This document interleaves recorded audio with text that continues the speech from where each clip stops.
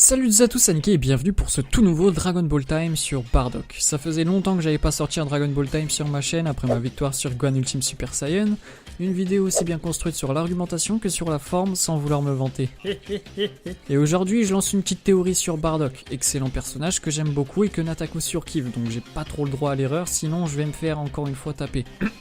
Bref, il y a beaucoup de personnes qui avaient comme théorie que Bardock allait revenir dans Dragon Ball Super, ce dont je ne suis absolument pas d'accord et je vais vous dire pourquoi par plusieurs points. Et une fois que j'aurai démantelé cette théorie, je passerai à l'explication de ma théorie qui est: Bardock est-il bloqué dans une autre timeline, mais plus précisément dans le passé ou un monde parallèle. Théorie donc assez similaire que celle que j'avais sur Tapion, bref, générique.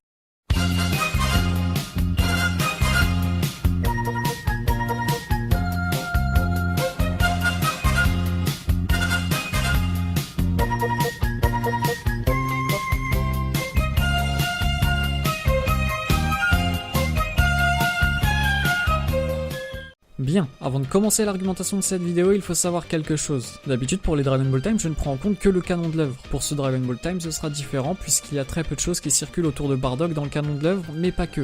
Et récemment, j'ai appris que Episode of Bardock était finalement pas très canon et ça a littéralement détruit ce Dragon Ball Time. Je vous invite au passage à regarder cette vidéo si vous ne l'avez pas vue.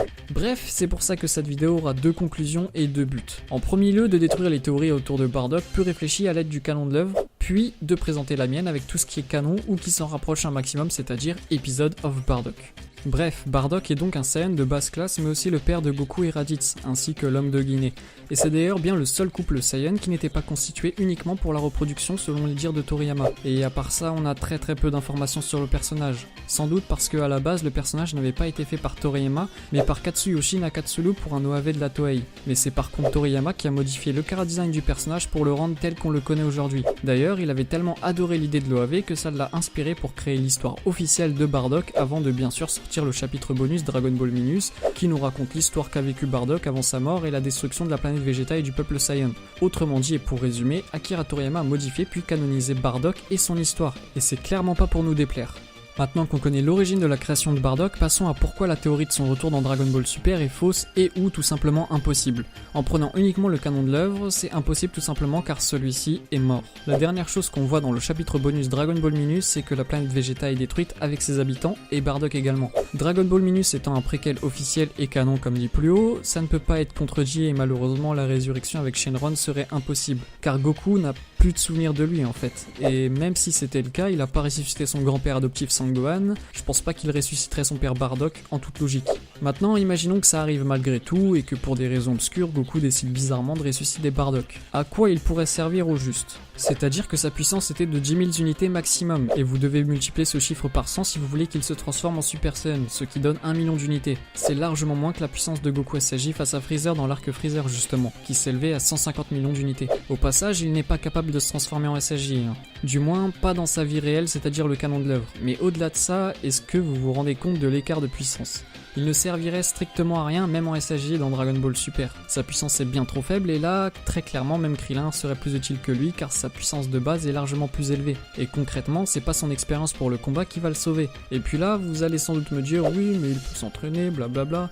Alors, est-ce que vous vous rendez compte que les entraînements de Vegeta et Goku pour gagner en puissance se sont comptés en années? Si ce n'était pas dans la salle de l'esprit du temps, il y avait une ellipse pour marquer leur entraînement, des ellipses de 7 ans, juste pour avoir une nouvelle transformation, mais au final surtout doubler leur puissance seulement. Mettez-vous bien ça en tête, c'est impossible que Bardock revienne dans Dragon Ball Super. Au-delà de la logique, rien que pour la cohérence du scénario qui serait foutu en l'air littéralement. Et ça c'est pour le canon de l'œuvre. Prenons maintenant en compte Episode of Bardock, et donc le potentiel retour de Bardock dans l'animé, et là d'accord pourquoi pas au prime abord se poser la question. Dans l'OAV, Bardock au lieu de mourir est envoyé dans le passé, du moins c'est ce qu'il suppose. Dans le passé sur la planète Plante, qui est tout simplement l'ancien nom de la planète Vegeta. Et surprise bien avant l'existence d'Etsuful, donc très longtemps en arrière. En prenant cette information en compte, malheureusement non, Bardock ne pourrait pas revenir même dans le non-canon de l'œuvre, car il mourrait de vieillesse tout simplement. Et si vous doutez de ce raisonnement, sachez que Akira Toriyama a précisé dans une interview et dans Dragon Ball Minus que les Saiyans ont une espérance de vie un peu plus élevée que celle des Terriens. Donc oui, les Saiyans peuvent mourir de vieillesse, et je pense pas que Bardock va pouvoir vivre plusieurs millions d'années. Après bon, la Toei s'en batte les couilles de la cohérence, alors pourquoi pas dans un OAV?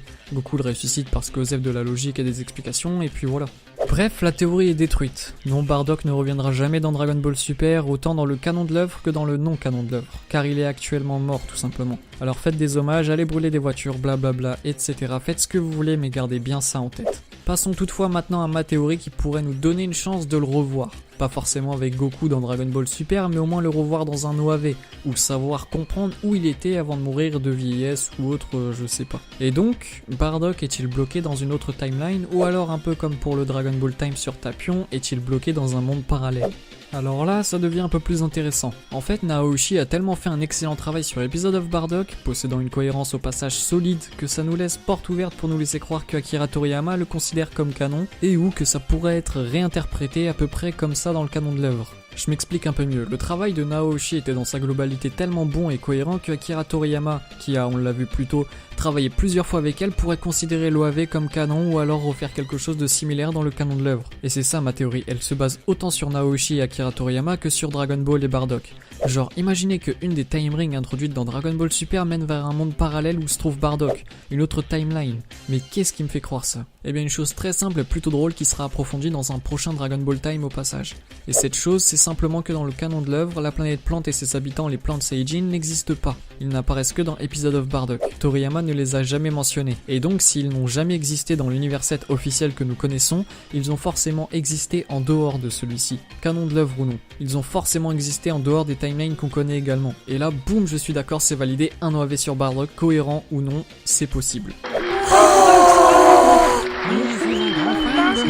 Excusez-moi, c'est ici le concert de Fatness. Et voilà, c'est la fin de ce Dragon Ball Time sur Bardock. Alors oui, ce Dragon Ball Time était beaucoup moins bien argumenté que les précédents, tout simplement car, comme dit en début de vidéo, il y a très peu de choses à dire sur Bardock, que ce soit dans le canon ou le non-canon de l'œuvre. Donc j'ai fait ce que j'ai pu en essayant d'être le plus réaliste et cohérent possible dans mes propos. Car oui, encore une fois, le personnage est supposé être mort, ça me laisse donc très peu de place pour argumenter, même pour ma théorie, il y a tellement peu de choses autour du personnage que je ne peux tout simplement pas l'illustrer ou l'approfondir. Bref, j'espère qu'il vous aura plu, ne vous inquiétez pas, les prochains Dragon Ball Time n'en seront que meilleurs en vue de la difficulté sur celui-ci, et en attendant une prochaine vidéo, je vous dis ciao tout le monde.